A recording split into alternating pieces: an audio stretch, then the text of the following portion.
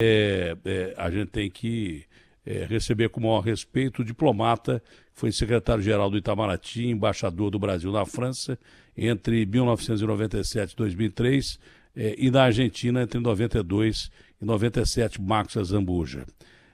Como vai o senhor? Bom dia. Bom dia, como vai? Bem, graças a Deus, na medida do possível, É verdade. esse pandemônio que nós estamos vivendo durante a pandemia. Aqui Isso mesmo. a gente consegue misturar crise política com crise de vírus, com uma crise econômica que não para nunca. O senhor já está acostumado com isso. Nós somos Diplomata uma que já espécie, está acostumado com isso. nós somos uma espécie acostumada a sobreviver. Nós só chegamos até aqui como espécie que temos essa capacidade de adaptação e de sobrevida, viu? Olha, o senhor acho que matou a charada, viu? O brasileiro é, na realidade, um sobrevivente. Para falar sobre essa perspectiva, não é?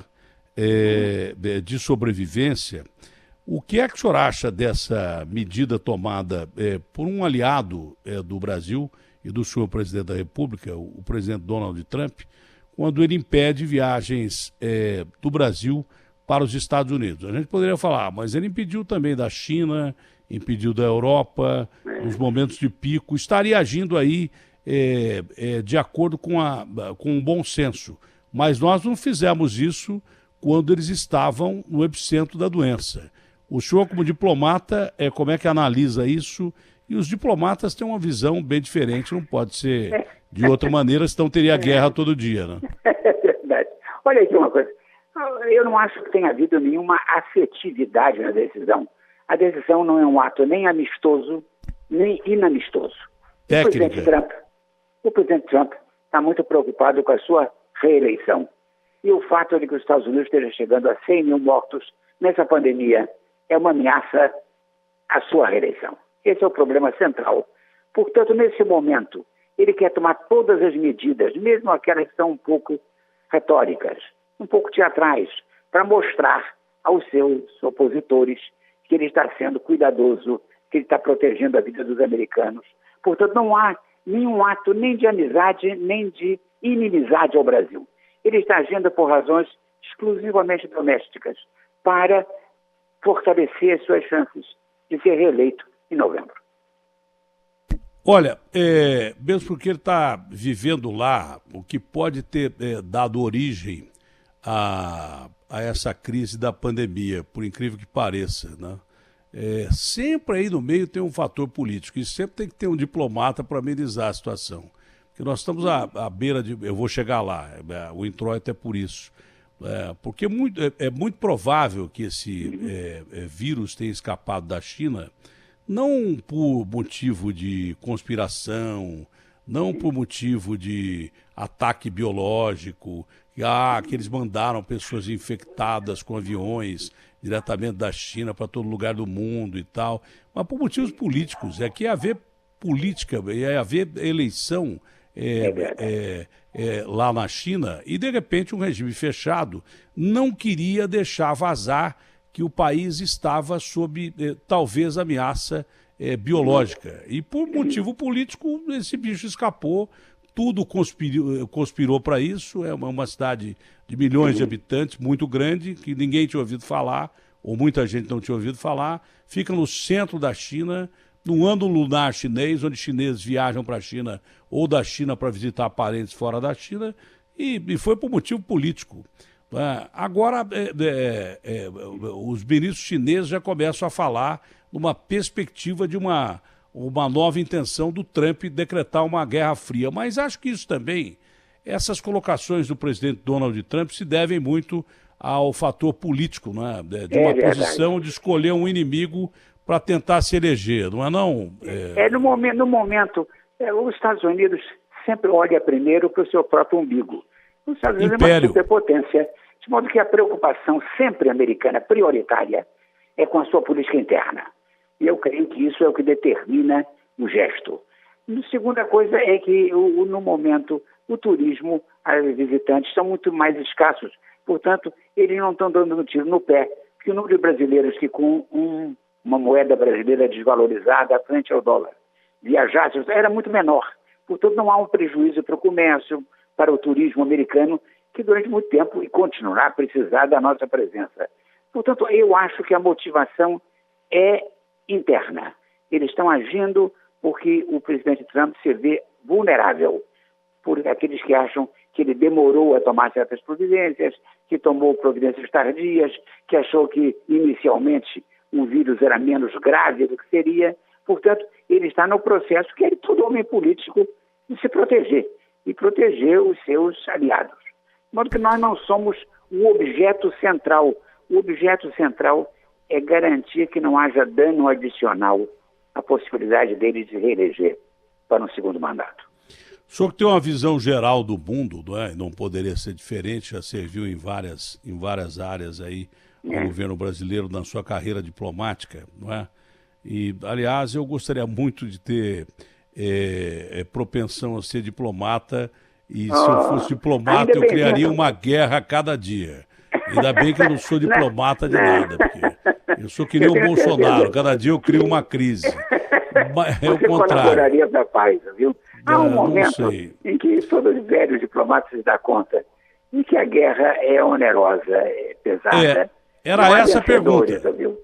Era essa a pergunta, porque não interessa, nesse momento que o mundo atravessa, e que exatamente porque foi acometido de uma pandemia que ainda não terminou, ela está em descenso em vários países, é uma curva em descenso, mas é um bicho novo que ninguém conhece direito, sobre a segunda onda, sobre como enfrentar. Até que não haja uma vacina, não há segurança para o mundo. Não. Então, mas já está estabelecida uma crise grave econômica para o mundo inteiro que nós vamos ter que enfrentar pelo menos 2 anos. Não seria... É de uma verdade transparente. O mundo tem uma crise nas suas mãos que vai ocupá-lo durante vários e vários anos. Sair desse buraco será para todos uma operação caríssima, onerosíssima. Há muito tempo o mundo não levava um golpe dessa intensidade. Estamos todos ou prostrados ou cambaleantes, de modo que não há vencedores. Isso é um dos momentos em que eu não conheço ninguém que tenha saído mais forte disso, o que são gradações da desgraça, mas não há vencedores. A pergunta que eu ia fazer ao senhor é simples e objetiva, e me parece que eu já sei até a resposta. Esse acirramento da posição americana em relação aos chineses e a resposta diplomática vem sempre do mesmo tom, né, para não demonstrar fraqueza, mas na verdade isso se discute publicamente, internamente a coisa é outra. Devem estar se falando lá os líderes americanos e chineses de uma forma diferente do que estão discutindo publicamente. Isso é diplomacia. O que menos interessaria agora seria a gente voltar, não estou dizendo nem em guerra, que acho isso nada provável, mas um acirramento de uma guerra fria entre Estados Unidos e China, as duas maiores potências econômicas do mundo, não interessaria a ninguém no mundo no meio de uma crise grave como essa, nem aos Estados Unidos e nem à China também. A sua pergunta contém a resposta apropriada. Quer dizer, nós estamos numa escalada de tensões, de rivalidade. A China cresceu demais, cedo demais, e os Estados Unidos, que tinha na China um supridor incomparável de produtos intermediários, de serviços intermediários, vê agora um rival nas tecnologias de ponta. De modo que era complementaridade, virou rivalidade. E as tensões vão se acreditar. Agora, o que é essencial é que são duas grandes e imensas economias comerciais. E nós sabemos que, em última análise, briga feia demais prejudica o comércio. Qualquer briga é ruim, né? Ninguém ganha uma briga. São interesses enormes em jogo. Vão ter de encontrar acomodações. No momento eu não vejo as acomodações ainda. Mas elas vão ter... Você sabe que meu emprego é de procurar abaixar o nível da tensão a ponto de permitir que a conversa se estabeleça. Você sabe que diplomacia se faz entre muitos senhores sentados numa volta numa mesa procurando encontrar uma solução. Então, basicamente é isso. Tem de abaixar o tom da retórica, das ameaças e sentar e dizer, olha aqui, nós estamos dando tiro nos nossos pés. A economia mundial está prostrada, estamos perdendo emprego de todos os lados. E encontrar acomodações. É a procura do possível, da acomodação razoável. O senhor serviu durante o século XX, que foi um século trágico, vai passar para a história, eu não digo com um período obscuro como a Idade Média, mas vai chegar perto, porque nós tivemos perto de crises terríveis que poderiam destruir o mundo. E tudo começou numa Primeira Guerra Mundial, onde se levou milhões de vidas, e os vencedores fizeram exatamente uma coisa que não se deve fazer com ninguém. O que eles fizeram? Né? Eles simplesmente humilharam quem perdeu. Aí transformaram a Alemanha num país que era uma potência, foram lá num vagão de trem, se reuniram e fizeram o tal de Tratado de Versalhes e arrebentaram com a Alemanha. Isso, com um país simplesmente exaurido em todos os sentidos. Você sentava para tomar uma cerveja às 10 horas da manhã, custava R$1. Quando você levantava, custava R$10. Os alemães não tinham o que comer. O que acontece num país como esse, que foi uma superpotência? As pessoas ficam com os nervos à flor da pele.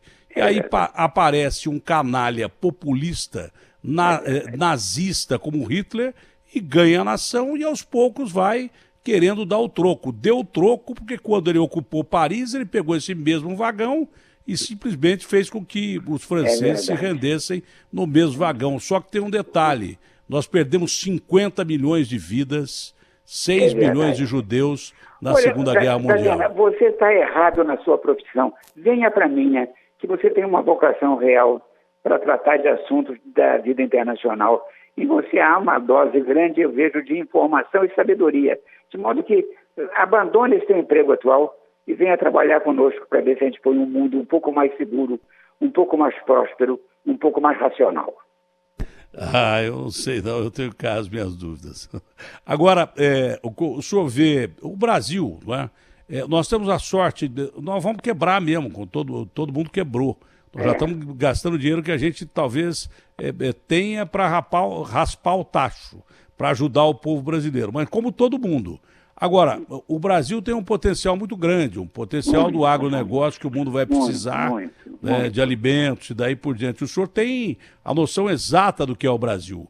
Como é que o senhor acha que o Brasil pode sair, claro, machucado, perdendo vidas?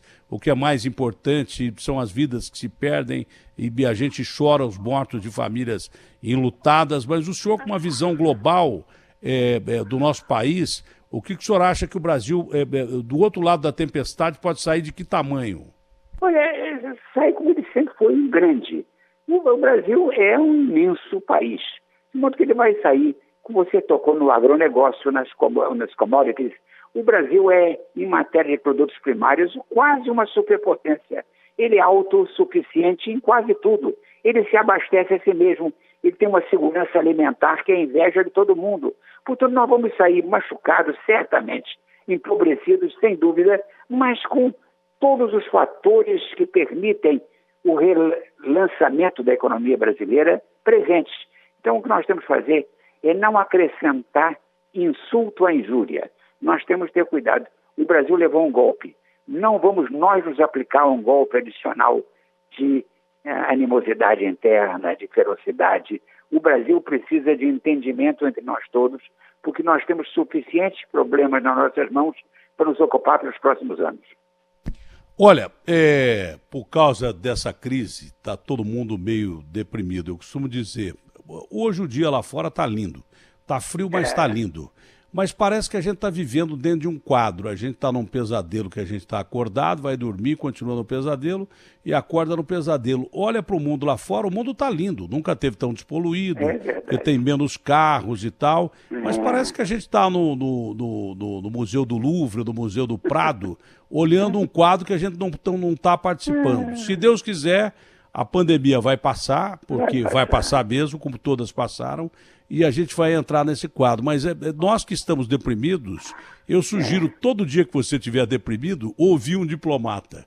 Principalmente então, do tamanho da categoria do Marcos da Zambuja, porque o senhor é uma palavra de esperança que a gente está precisando ouvir, porque é tanta notícia ruim. Conta comigo como uma espécie de remédio matutino. Quando vocês precisarem de uma voz que lembre a todos o simples, o óbvio. O Brasil sobrevive a tudo isso e sairá, como sempre, saiu engrandecido, fortalecido, mais sábio, se quiser. O que nós precisamos agora é não perder a sabedoria e a arte do convívio, que são os gênios brasileiros, viu? Embaixador, foi um prazer falar com o senhor, que o senhor tenha um ótimo dia. Muito obrigado por essa palavra de esperança que o senhor dá para nós brasileiros, tá bom? Boa sorte para todos nós, viu? Para todos nós, que Deus nos proteja e ajude. E para todo o seu imenso público. Foi um imenso prazer conversar com o senhor.